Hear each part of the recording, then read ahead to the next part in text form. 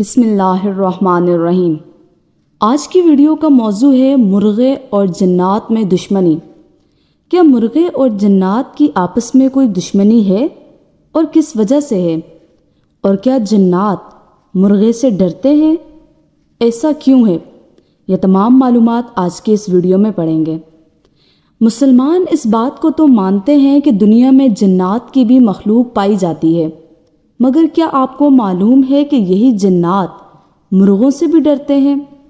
آج ہاں، آپ نے صحیح سنا ہے، کیونکہ کہا یہ جاتا ہے کہ جب اللہ پاک نے حضرت آدم علیہ السلام کو جب زمین پر بھیجا تو اس سے پہلے یہاں جنات کا بسیرا ہوا کرتا تھا اور یہ مرغہ ہوا میں اڑا بھی کرتا تھا، لیکن انہیں کائنات کے مالک اللہ کی طرف سے حکم ہوا کہ اب آپ رات تک ہی محدود رہو گے، اور تو اور یہ مرغہ جب اذان دے تو آپ یہ سمجھ لیں گے دن ہونے والا ہے اور آپ کا وقت ختم ہوا چاہتا۔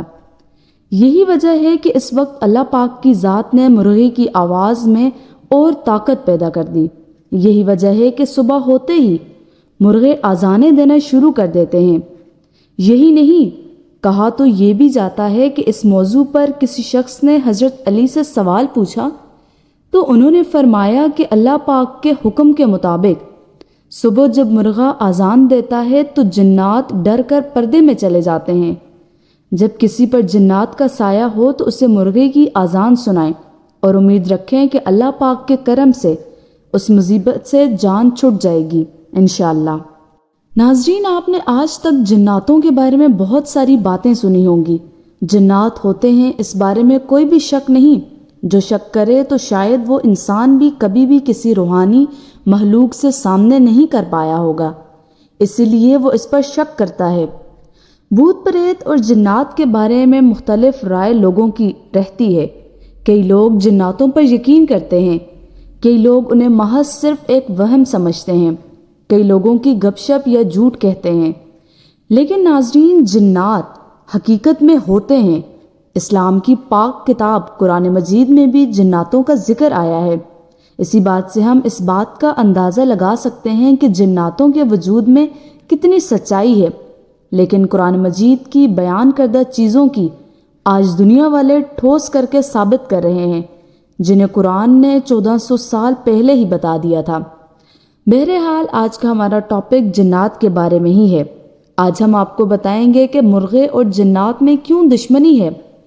انٹرنیٹ پر بہت تیزی سے وائرل ہو رہی اس معلومات کے بارے میں ہر انسان کو جاننا چاہیے کہ آخر جنات اور مرغے نے دشمنی کیوں کی، یعنی ان دونوں کے بیچ میں دشمنی کیوں ہے۔ کئی بار آپ نے اس سے ریلیٹڈ ویڈیوز دیکھ رکھی ہوں گی، لیکن آج ہم آپ کو تفصیل سے بتائیں گے کہ آخر مرغے اور جنات میں دشمنی کیوں ہے۔ ناظرین، ایک روایت میں ہے کہ کسی ملک کے بادشاہ نے اپنے محل کے محسن کو یہ حکم دے رکھا تھا کہ صبح مرغے کی اذان سننے کے بعد، یعنی مرغہ جو بانگ دیتا ہے اس کے بعد، اس کے سننے کے بعد ٹھیک اذان دیا کرو۔ اب محسن ایسا ہی کرتا تھا، لیکن ایک واقعہ ایسا ہوا کہ اس معصوم مرغے نے بے وقت ہی ایک مرتبہ اذان دے دی۔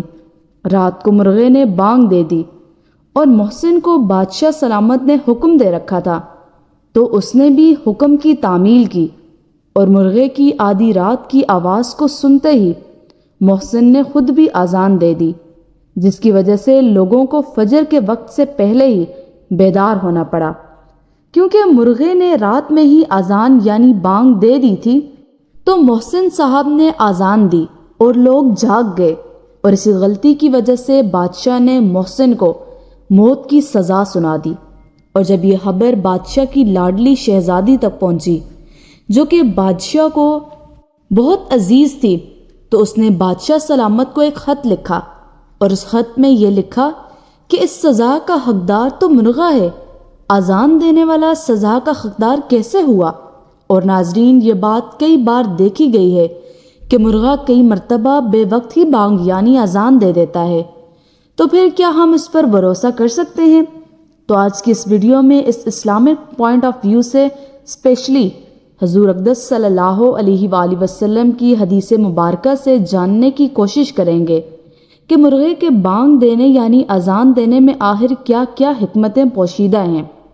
ناظرین، ایک مرتبہ امام علی ابن طالب سے ایک شخص نے سوال کیا، یا علی ہمیں بتائیے کہ آخر مرغہ اونچی آواز میں اذان کیوں دیتا ہے؟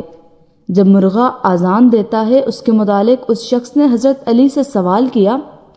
یہ سن کر حضرت علی نے ارشاد فرمایا، اے شخص، یہ خوب جان لیں کہ اس کائنات اور حسن قائم زمین ہم انسانوں کی پیدائش سے پہلے لاکھوں سال پہلے آباد تھی، اور اس زمین پر اس وقت جنات رہا کرتے تھے۔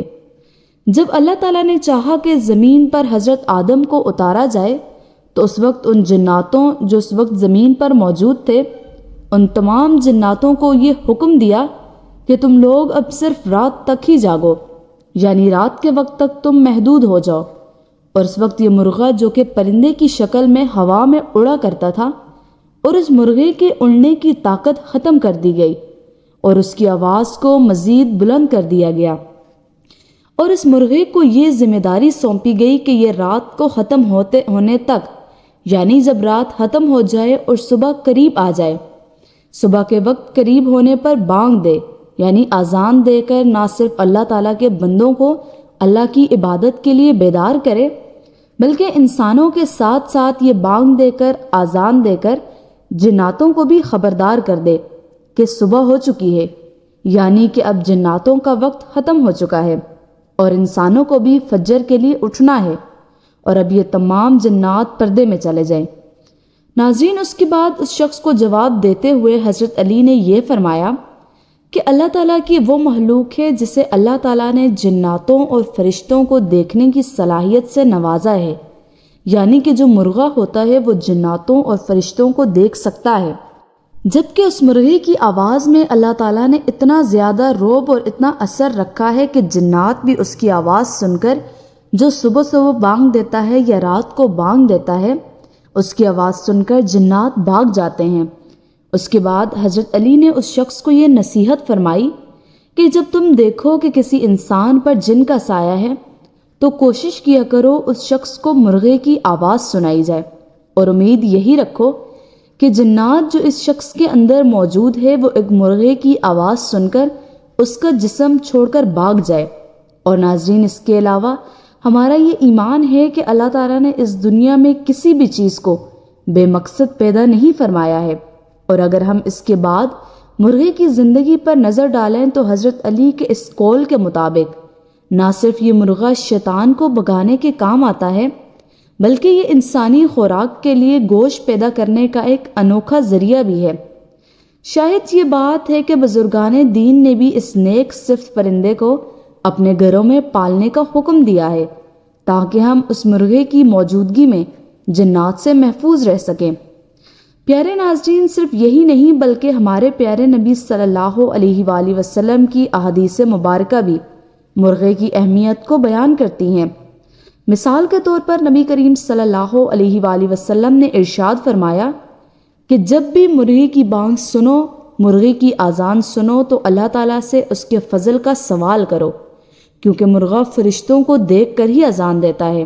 اور آگے آپ نے مزید فرمایا کہ جب گدھے کی آواز سنو تو اللہ تعالیٰ سے پناہ مانگو، کیونکہ وہ شیطان کو دیکھ کر، شیطانی قوتوں کو دیکھ کر ہی اپنی آواز بلند کرتا ہے۔ اور ایک اور جگہ ارشاد فرمایا، سب سے بری جو آواز ہے وہ گدھے کی آواز ہے۔ ویڈیو اچھی لگی ہو تو لائک کر دیں، چینل کو سبسکرائب کر دیں۔ جزاک اللہ خیر۔ اللہ حافظ۔